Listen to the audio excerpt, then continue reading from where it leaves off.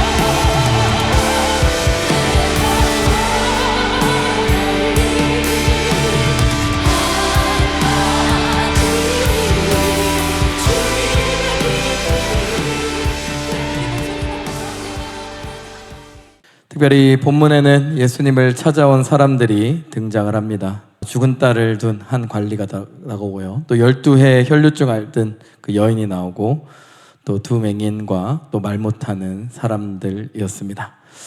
이들은 각자 다른 처지에 있었지만 모두 같은 공통점을 지닙니다. 이것이 또 우리에게 오늘 주시는 은혜의 말씀인 거죠. 모두 예수님께 나왔다라는 것입니다.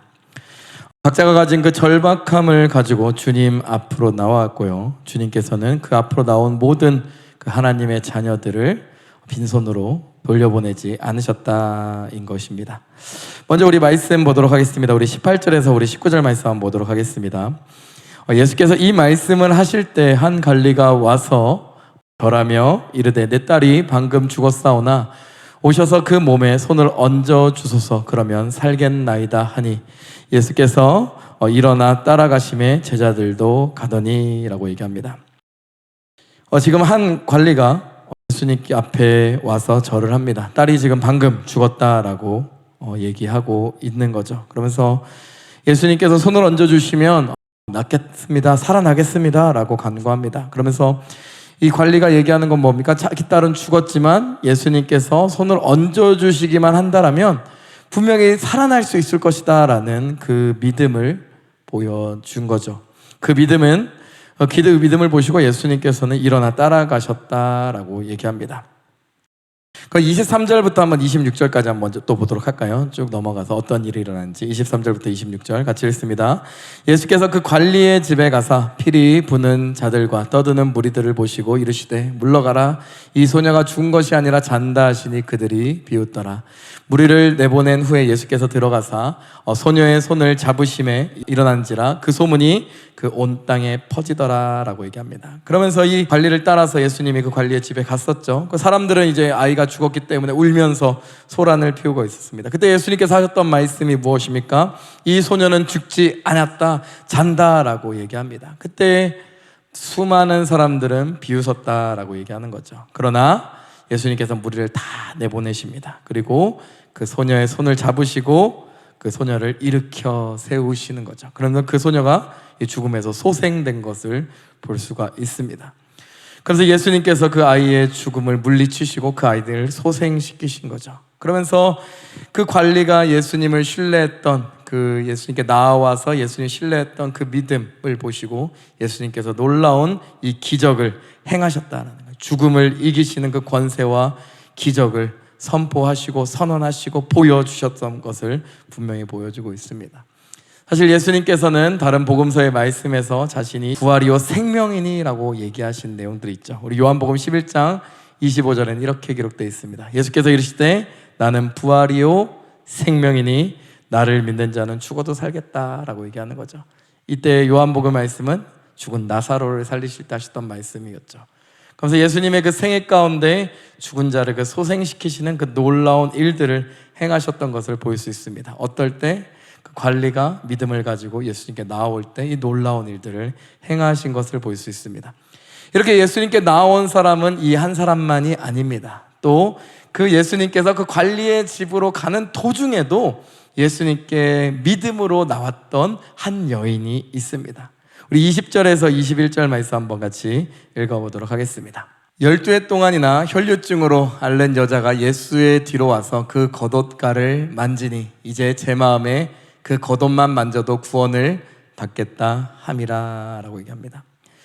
예수님께서 그 관리의 집으로 가시던 중이었습니다. 그때 12해 동안 그 혈류증 앓던 그 여인이 예수님의 그 뒤로 와서 그 겉옷 그 자락을 만지는 거죠. 사실 12해라는 그 시간은 1년, 2년, 3년 생각해보면 짧은 시간이 정말 어떻게 보면 긴 시간이라고 볼 수 있었죠. 그 12해 동안 그 피가 유출되는 병이잖아요. 그 혈류증 피가 마르지 않기 때문에. 그렇다는 건 뭐예요? 율법으로 계속해서 부정하게 여겨졌던 여인이었다라는 거예요. 율법에서 부정하다 여겨졌다라는 것은 무엇을 의미합니까? 사람들이 가까이 할 수 없었다. 또 그는 어디 이제 성전이나 이런 데 사람들하고 가까이 마주칠 수 없었다라는 거예요. 근데 그 여인은 자신이 그런 존재임에도 불구하고 누구를 찾아왔습니까? 예수님을 뒤쫓아와 예수님께 나아가 그 옷자락을 만졌다라는 거예요. 그래서 성경은 뭐라고 얘기합니까? 이는 제 마음에 그 겉옷만 만져도 구원을 받겠다 함이라. 그 믿음으로 예수님 앞에 나아갔다라는 거예요. 그때 예수님께서 9장 22절에 이렇게 얘기하고 있습니다. 한번 말씀 보도록 하겠습니다.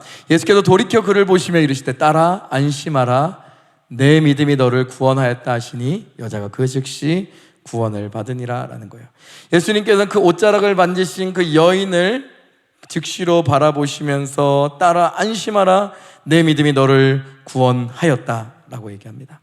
12해 동안 아무에게도 관심받지 못하고 오히려 부정하다라고 거부당했던 그 여자를 향하여서, 그녀를 향하여서 예수님께서는 따라라고 친근하게 불러주시면서 정말 은혜의 말씀을 해주시는 거죠. 그러면서 그 몸의 치유뿐만 아니라 따라라고 부르심을 통해서 뭐까지 치유해 주신 거예요? 그 마음, 그리고 성경에는 그 즉시 구원을 받는다, 그 영혼까지 치유해 주시는 것을 볼 수가 있는 거죠. 예수님께서는 그렇게 예수님께 나온 자, 그 영혼, 육 모든 것을 전인적으로 치유해 주시는 그 놀라운 능력을 가지신 분이심을 우리가 말씀을 통해서 볼 수 있습니다.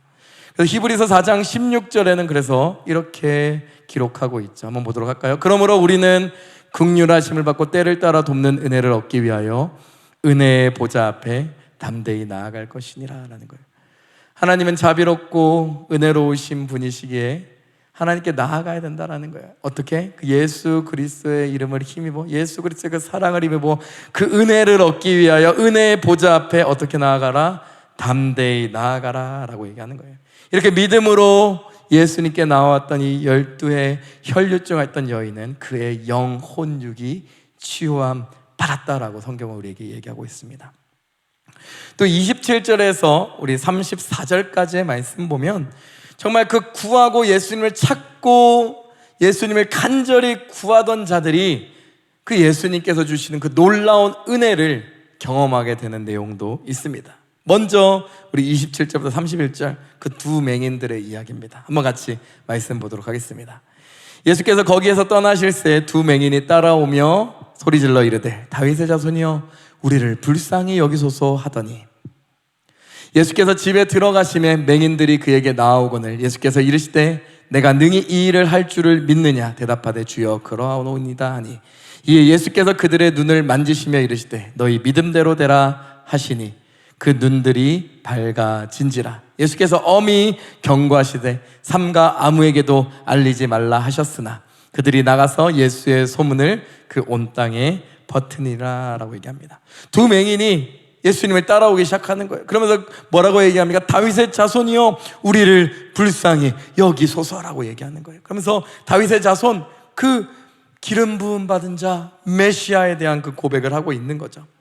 그래서 그들은 육신의 눈으로는 예수님을 바라볼 수 없었지만 그 영적인 눈, 하나님께서 영적인 눈을 열어주셨던 것 같아요. 그러면서 그 예수님을 향하여서 뭐라고 얘기하는 거예요?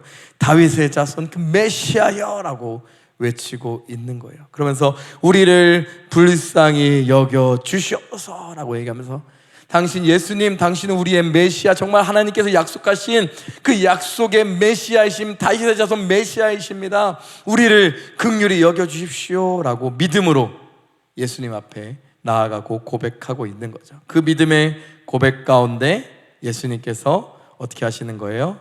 그 맹인을 오라고 하시고 그 예수님께서 이르시되 내가 능히 이 일을 할 줄 믿느냐 라고 얘기할 때 그들이 주여 그러옵니다. 그때 예수님께서 그들의 눈을 만지시고 뭐라고 얘기하십니까? 내 믿음대로 될지려다 라고 얘기하십니다. 그리고 나서 그 눈이 밝아지는 놀라운 은혜, 놀라운 치유의 역사가 일어난 것을 볼 수가 있는 거죠. 근데 놀라운 사실은 이 맹인을 고치실 때 예수님께서 그들에게 무엇을 먼저 요구하셨습니까?